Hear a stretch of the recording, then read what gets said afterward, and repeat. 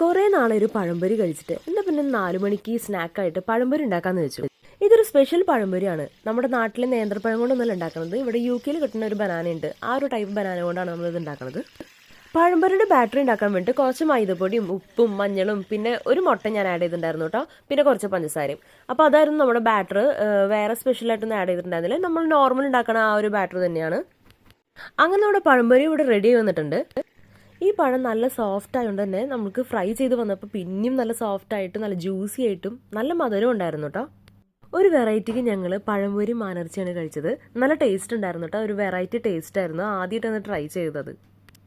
അപ്പോൾ വീഡിയോ ഇഷ്ടമായെങ്കിൽ നിങ്ങളെല്ലാം ലൈക്ക് ചെയ്യാനും ഷെയർ ചെയ്യാനും സബ്സ്ക്രൈബ് ചെയ്യാനും മറക്കരുത് കേട്ടോ. Thank you for watching.